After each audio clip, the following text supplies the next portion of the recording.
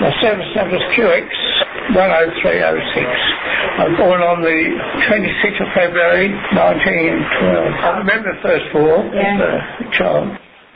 1939, of course, the war started, and I was thinking about enlisting. I told the chap that as soon as I planned we'd get out a week candidate, I would be enlisting. So we got rain, and we planted the wheat in end of May, early June, and then I enlisted on the 28th of June 1940. So I volunteered as a Gordon volunteer. I became a signaller. So I went out to Lytton then, was the signal depot.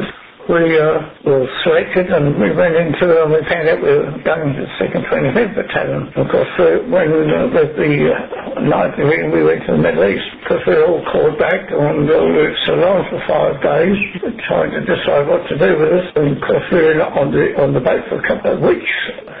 Well, I was on the open deck one night, and suddenly we saw our ship swing. Because we knew what the stars were, we realised that we're going to Australia. We were the first troops back to Australia. Then we got orders to move up we went to New Guinea then. When we hit Kokoda, the 21st Brigade, and what was known as the Maruba Force, was pushed right back had been pushed back by the Japanese at Irabawa. And we could go from there, and we stopped the Japs on Irabawa. We went right through them to Gona. And we fought the Japs right back to Gona. And then we were relieved at Gona, because there wasn't many of us left. So we took Kokoda. We had 11 killed and 45 wounded on Irabawa alone. And I was one of the first to go into Lae.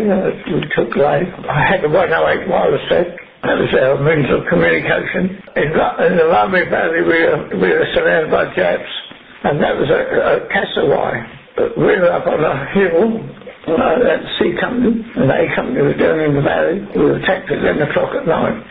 Our line had been cut, so we had no communication between A Company and battalion headquarters, and the wireless didn't work. And then our artillery began firing. So we were surrounded, and so we were told that we'd better get out. How did you get out? Well, we went down, it was about 3 o'clock in the morning when we got out. We made our own way out, down the back, managed to get out back down the hill. We had dug in. We saw a hut go up down in the valley up in flames. And we wondered who'd set the hut alight, because we knew Japs must have been down there. I had 2 hours on, sitting on the phone, and then 4 hours off. I was just about to go wake me out of my makeup, and then the machine guns opened up. It was on. It was on. As we were approaching Lae, I was with the captain, and we were going pretty cautiously going along, and we heard a vehicle. And looked round, and it was a jeep, and the brigadier was getting out. And he came walking past us, which was really a no-no, but he was a bit keen to get into Lae, get us into Lae first, to say that we'd taken it. So he went back to a heap, and we saw what we were watching, what he was doing. Came back to us and said the captain, he said, get a move on. He said, no, I want to get you get into Lae first. So which we did. I think, because opposition had been almost eliminated, so Lae was a shambles. It had been bombed, and there's nothing. So you were in Borneo in 1945? Yes. Okay. Was that a different type of campaign? Yes, we had to do invasion training for that, and that was in north of Cairns, Timothy Bay, we still see. But we had to do the same as what the infantry fellows were doing. We had to learn all where to shoot and protect yourself. One instance was on board ship going to, we stopped off at Morotai before we took off to Borneo.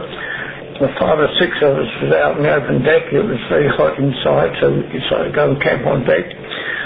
Suddenly the piercing the signals was the signal we read, the lamp, was a submarine in the vicinity. The whole ship had to stand to, and we were standing there waiting for a torpedo, which never came. But that was a traumatic experience, because you're standing there at least half an hour, all tensed up. I can tell you what we carried. I had a wireless set. I had that because I was used to wheat. in the early years, because we had the bags of wheat that was pretty strong, and our wireless set weighed 60 pounds, our rifle was 37 pounds, the ammo I carried was 150 rounds of ammo, and then my bedroll was on my back, hot blanket and ground sheet, and our cardigan we always had to carry in case we used to get cold at night, and then a haversack. So your time in the farms and everything was building you up quite a bit. It was really, yes, because we were hanging the wheat, the bags of wheat. Pretty heavy bags of wheat. 180 pounds a bag of good grain wheat. Right. Because then there was our rations too. Three or 4 days ration. Our rations was bully beef, a tin of bully beef. That was 12 ounces, and a packet of biscuits, we called them dog biscuits, that was 12 to a packet, and we'd share that between 3 of us, so that would be one meal between 3. Did you lose much weight over the war? Yes, we did lose a fair bit of weight. So, was Borneo a very difficult campaign? It was hilly country, rough roads, and hilly and open ravines and gullies, and be careful being ambushed. As I said, we were more protected. Get a few scared because we always tell if a Jap wore a different type of only like a glove without the fingers. And only one for the toe, big toe. Right. So it was all covered in. Right. And then a little bit at the side for the toe. Yes, for the big toe. And that gave us an indication we know Japs have been about. Another thing we had to, our passports was important, and I think we'd always use words with an L in them, because a Jap could never pronounce an L. I hadn't realised how different fighting in Papua New Guinea was to fighting in Europe. Yes, from a communication angle, our wireless sets were only constructed for desert warfare, open country. And so when we hit New Guinea with the damp, we had a lot of problems. And so our sets had to be waxed. Then our chap put a key on our set. And we were the first Sikhs to have keys on our set, so we could send Morse. Speech is very difficult if it's distorted. With a key, with a Morse is more penetrating, and you can get onto a lower frequency, and the distance can be picked up more. I was on a patrol, and we were seeing mysterious lights were going up on it. So a patrol was sent up to investigate, company-sized patrol, and I was on that patrol. And when we got up to the top of the hill, we struck the Japs. I signalled through for artillery support, which we got, and by Morse, and not by what we call our top, that's speech. I got married in 1944. That was after Ramu Valley. Ramu let me death because of very rotten with malaria and different native disease. I got malaria after I was very rigid taking my tablets, and when we came back from the Malcolm Ramu campaign, I was on an advance party to establish a camp here. That was Strathpine, just outside Strathpine. And we were on parade, and another chap, and we just keeled over. We just passed out. So the next thing I found myself in the AGH at Chermside. There's a big AGH there, as General Hospital. I was shifted from there to Red Bank. In combination there for a couple of weeks. You were there for a while, were you? All they fed us up with quinine and... Got you back on your feet? I got married then. So I decided to get married in Caboolture, where we were camping. Right. What was your wife's name? Ivy. She was a teacher. So how long were you away from her? I only had 2 weeks leave. To get married. I didn't see her again for 12 months.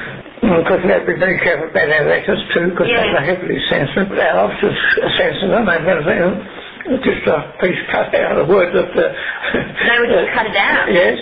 So after the war, after Borneo, you got out of the army? Or yes, I was demobbed in November 1945.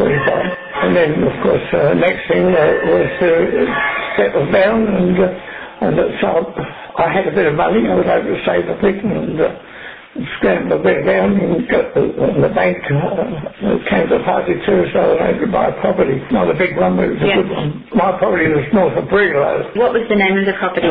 Waranga. And it was in a district named Witchy. I didn't want to be a dairy farmer. I wanted to just grow grain, you see. Yeah. I maintained, well, another big factor was I could not buy the property I was after unless I bought the cattle. You know, there was only 70 head then, dairy cows. How long were you a dairy farmer? Well, 40 years. To buy the farm, the fellow wanted me to take over. It turned dry. It was a 46 Delta on. Everywhere it's like this table. There's this table. Generally the first fellow wanted me to take over 1947. So I rang through to my wife. She was in prison with her family. And by then my son had been born. I said, can you come down? She said, yes, Gordon's going to bring me down. And that was her brother in the car. So I drove. That afternoon, it began to rain. I don't know if you've ever driven in black soil or got bogged in black soil. It's no. an experience. Is it? Yes. Well, that was the wettest year I've ever known.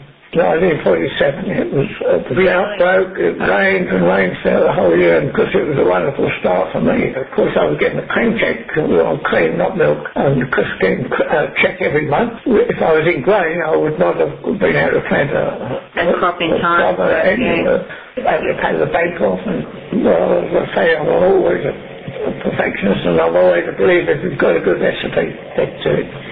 I used to do walkies. Well, must have gained. Yeah. It is. I got a silver in the 10,000 metres. That was a 3,000. I think it went into the 5,000 too, but really? I was down. I have 2 grandsons and a granddaughter. When did your wife pass away? 8 years ago.